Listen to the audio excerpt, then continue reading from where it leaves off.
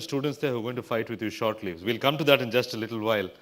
That's an interesting point. Let me bring in Dr. Bani Banerjee. Interesting point that Mr. Biyani is making about B schools, sort of encouraging reductionistic thinking of taking numbers and processes and managing that which exists instead of imagining that which doesn't. I think yesterday's session spoke about box 1, box 2, and box 3.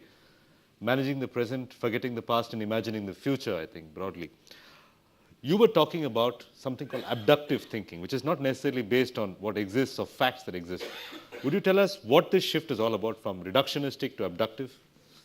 Well, if you cast innovation in a framework where innovation is about creating new value and creating new paradigms, where a lot of the management paradigms were about capturing value, then a lot of your task is imagining and envisioning futures that you then make happen.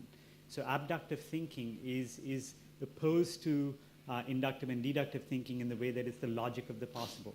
You imagine What scenarios. does that mean, the logic of the possible? So let's say that it's the kind of thinking that a detective might do when they have two clues that don't, with inductive and deductive thinking, they would not have a right to create a scenario that completely is explained by those two clues, but they come up with an array of possibilities that those clues might explain. And that's the kind of, that's a fundamentally different kind of thinking that designers are trained to do. Okay. Let me bring in Professor Salunke once again. You just heard Mr. Biyani say that perhaps B schools are not delivering on all fronts, especially on the innovation front. Yeah. As an educator, how do you deal with this problem, that the constant pressure to create programs that foster innovation, at the same time you need to create a bunch of students who can keep things running? How do you reconcile these two? See, at the first place, I think we are quite used to what is being defined by the regulators and authorities and the universities. Okay. And our mindset is whatever the benchmark being set by them, let's stick to that. But nobody is really getting into a space wherein they are trying to think of creating their own benchmarks for the people to follow. Nobody's stopping you to cross the framework defined by the regulators and create new own programs, maybe even in an autonomous mode, quite possible. And if you really take charge of your own future, it's quite possible that I think... within the restrictive sort of Indian regulatory environment where it doesn't allow privatization, it doesn't allow freedom to fix fees.